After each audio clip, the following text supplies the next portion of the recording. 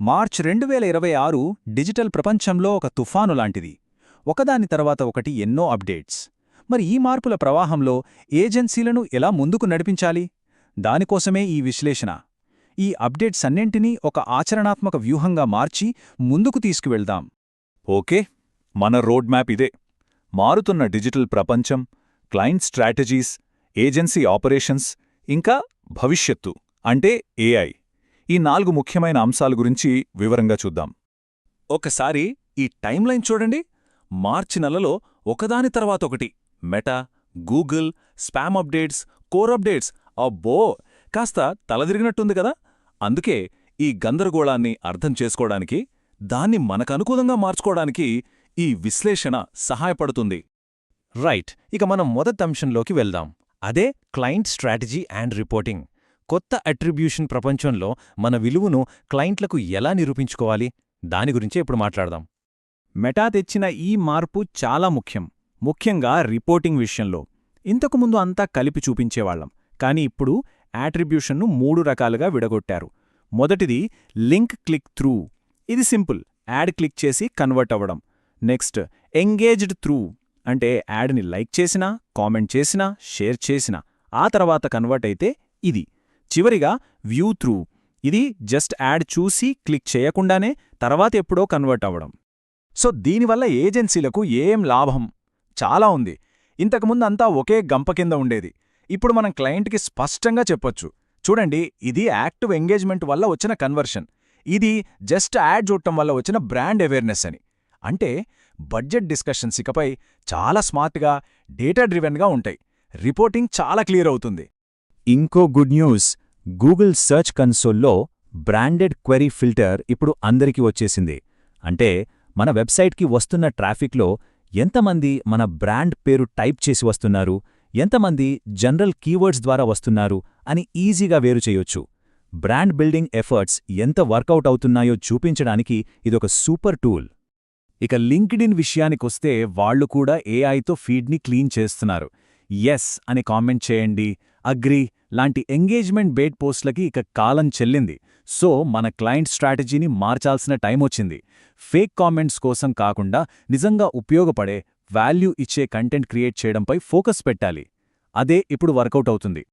E commerce clients ఉన్న ఏజెన్సీలకు ఇది చాలా ముఖ్యమైన అప్డేట్. గూగుల్ చాలా క్లియర్గా చెప్పేసింది, ఒక ప్రోడక్ట్ అవుట్ ఆఫ్ స్టాక్ ఉంటే యాడ్ టు కార్ట్ బటన్ కనిపించకూడదు, క్లిక్ అవ్వకూడదు. దాన్ని విజువల్గా, ఫంక్షనల్గా డిజేబుల్ చేయాల్సిందే. No exceptions. ఇది యూజర్ ఎక్స్పీరియన్స్ కోసమే కాదు, ఎస్సీఓ కోసం కూడా. గూగుల్ మార్చ్లో ఒకేసారి 2 పెద్ద అప్డేట్లను రిలీజ్ చేసింది. ఒకటి స్పామ్ అప్డేట్, అది 2 రోజుల్లోనే అయిపోయింది. కానీ రెండోది మార్చ్ కోర్ అప్డేట్, అది ఇంకా రోల్ అవుతూనే ఉంది, 2 వారాలకు పైగా. సో ర్యాంకింగ్స్ అటూ ఇటూ అయితే కంగారు పడొద్దు, కొంచెం ఓపిక పట్టాలి. క్లయింట్స్కి కూడా ఇదే విషయం క్లియర్గా చెప్పాలి. ఓకే, ఇప్పుడుదాకా క్లయింట్ ఫేసింగ్ విషయాలు చూసాం. ఇప్పుడు లోపలికొద్దాం.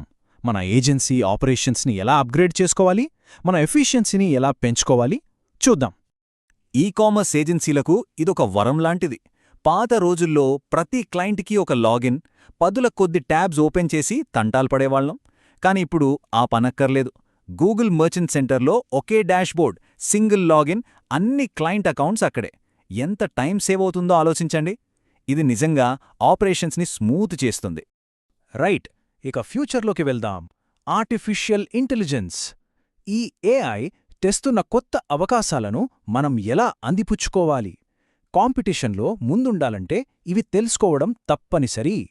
గూగుల్ స్పాన్సర్డ్ షాప్స్ అని ఒక కొత్త యాడ్ ఫార్మాట్ని టెస్ట్ చేస్తోంది. ఇది మామూలు ప్రోడక్ట్ యాడ్ కాదు. ఒక ప్రోడక్ట్ బదులు ఏకంగా మొత్తం ఆన్లైన్ స్టోర్నే యాడ్లో చూపించడమన్నమాట. అంటే యూజర్ యాడ్ నుండే షాప్లో ఉన్న వేరే ప్రోడక్ట్స్ కూడా చూడొచ్చు. భలే ఉంది కదా. మరి ఈ కొత్త ఫార్మాట్ మన క్లయింట్స్లో ఎవరికి బాగా సూట్ అవుతుంది? సింపుల్, ఎవరికైతే చాలా రకాల ప్రోడక్ట్స్ ఉన్నాయో వాళ్ళకి, ఎవరైతే యావరేజ్ ఆర్డర్ వాల్యూ పెంచుకోవాలనుకుంటున్నారో వాళ్ళకి, అలాగే బ్రాండ్ గురించి ఎక్కువ మందికి తెలియజేయాలనుకునే వాళ్లక్కూడా ఇది పర్ఫెక్ట్ చాయిస్. ఇక వీడియో యాడ్స్ క్రియేట్ చేయడం గురించి ఆలోచించక్కర్లేదు. గూగుల్ యాడ్స్ ప్లాట్ఫామ్లోనే అంతా జరిగిపోతుంది.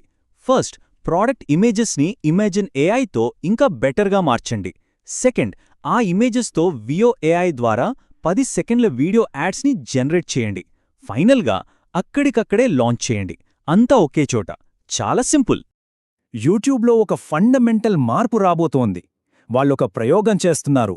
వీడియో థంబ్నెయిల్స్ కింద మనం పెట్టే టైటిల్స్కి బదులు ఏఐ జనరేట్ చేసిన సమ్మరీస్ని చూపిస్తున్నారట. ఒకవేళ ఇదే ఫైనల్ అయితే మన వీడియో ఆప్టిమైజేషన్ స్ట్రాటజీ మొత్తం మారిపోతుంది. అప్పుడు క్యాచీ టైటిల్స్ కన్నా వీడియోలోని అసలు కాంటెంట్ మీదే ఎక్కువ ఫోకస్ పెట్టాల్సొస్తుంది. ఏ పబ్లిషర్ కూడా తమ హెడ్లైన్ గూగుల్ రిజల్ట్స్లో వాళ్ళు రాసినట్టే కనిపిస్తుందని అనుకోలేరు. ది వర్జ్ చెప్పిన ఈ మాట చాలు పరిస్థితిని అర్థం చేసుకోవడానికి. అంటే మనం రాసే టైటిల్ మనది కాదు, కంట్రోల్ మన చేతుల్లో లేదు. మనం చెయ్యాల్సిందల్లా మార్పులకు సిద్ధంగా ఉండటమే. సో ఫైనల్గా ఒకే ఒక్క ప్రశ్న. మీ ఏజెన్సీని ఎలా నిర్మించారు? ఏదైనా మార్పు వస్తే రియాక్ట్ అయ్యేలాగానా, లేక ఎలాంటి మార్పు వచ్చినా దానికి తగ్గట్టుగా అడాప్ట్ అయ్యేలాగానా? రియాక్ట్ అవ్వడానికి, అడాప్ట్ అవ్వడానికి చాలా తేడా ఉంది. ఆలోచించండి.